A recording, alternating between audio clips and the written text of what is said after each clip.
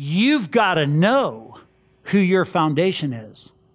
Or when your parents or your brothers or your sisters or your friends decide they can't go with you in Jesus being Lord, they decide they can't go with you in whatever's happening. And by the way, those of you that are old enough, you've already seen, do you remember the days when if somebody said, oh yeah, old George, he's a good Christian man, go buy your Oldsmobile from him. Okay, when they would say he's a good Christian man, it was a star. It meant it was honest. It meant you could shake his hand and he'd keep his word. It was a wonderful thing. That is changing in America. Okay, and so as we watch our culture change, we have to decide, well, but my family's secure. My family's okay. Oh, you may be in a time sometime when your family's not going to be with you. Now, I'm not saying you just need to be a stubborn know-it-all. I'm just saying you need to, with humility, remember the first story here about the woman with the 2 offerings, okay? With humility, you need to know where you stand. You need to know who you stand on. So if you're standing because of your relatives, that could crumble. If you're standing because of your friendships, that could crumble. I know some people who won't go to church because they don't have a friend that goes to church. Listen, you've already crumbled. I know some people that won't go to a believers' meetings because it's just inconvenient. You've already crumbled. You talk about inconvenience. You remember when I showed the pictures of the Filipinos in the flood who had walked through the flood. The flood was this high. Their church was flooded that high. So there was a picture of them in a church like this, water up to here in a flood, and they were worshiping. There, John Johnson was in the front with a guitar leading them in worship, and they were worshiping. And you know what that meant to me when I saw that? I thought, flood waters don't determine whether I worship or not. Why in the world would I make a flood my Lord? Why? That's a natural event. That's going to go on. Sometimes our houses may crumble. Sometimes our cars won't start. That doesn't make them my Lord. Sometimes my mommy might not like what I'm saying or doing. That doesn't make her my Lord. I'm an adult. I've made a decision. Jesus is my Lord.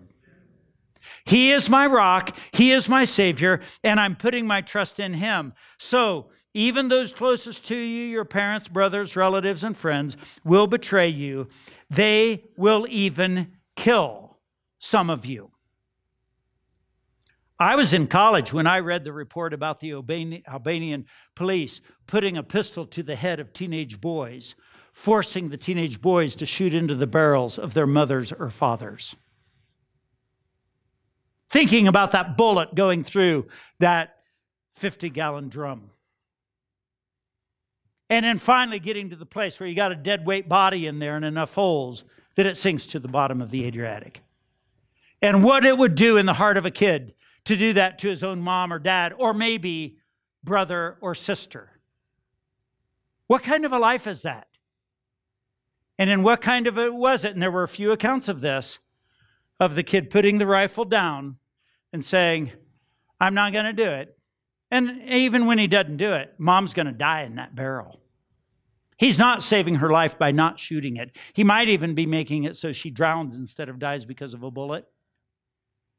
But he puts a rifle down and he says, I'm ready. And the policeman shoots him in the head. So you got a teenage body on the beach and a sinking barrel in the ocean.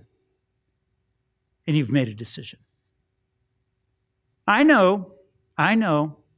We're all going to go to a nice restaurant afterward. We're all going to drive on nice streets. We're all going to go to nice homes. We're all going to have toilets that flush and water that runs.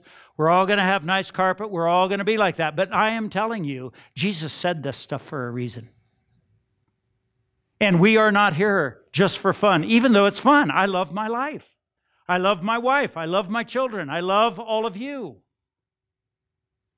But I've been through some experience and I have seen enough to know you don't know what tomorrow holds. And I don't know everything that tomorrow holds. And we might as well decide today what kind of people we're going to be. And that is Jesus' exhortation here as he's saying these things. Now, of course, when we read this, we're saying, I'm not going to be the type that's going to betray. I'm not going to be the type that's going to accuse. I'm not going to be the type that's going to point a finger at the other guy. I'm not going to be the type of guy that's going to discourage the believers around me or judge them all because they don't worship the way I do. I'm not getting into that. See, what this does is this formulates for us what kind of parents we're going to be, what kind of brothers we're going to be, what kind of relatives we're going to be, what kind of friends we're going to be, and that we are making a core decision. We don't betray people. And see, once you make a decision like that, all of a sudden things get different. Once you decide, I don't betray people. I am not going to be that guy. I am not going to accuse people. I am not. It's the devil that's the accuser of the brother. I'm not going to be the devil. It's the press's job to gossip.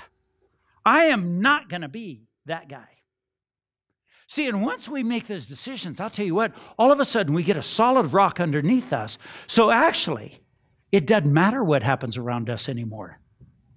Sickness, disease, flood, snowstorms, betrayal, communist revolution, socialist overtake, denial of freedom of religion, a denial of this, a denial of that. All of a sudden, our rock is built. We are standing on it, and all of a sudden, the things that used to upset us and worry us and concern us and make us angry or make us glad, they no longer have an anchor in our heart because we're standing up straight and we're looking forward and we're saying, we're men of God or we're women of God. I don't mess with that stuff anymore. I'm on a much more solid foundation. The news does not get to me. Political trends don't get to me. I am a Christian. And I would rather live in a country like this. But if I don't, and I know how to be a Christian in that.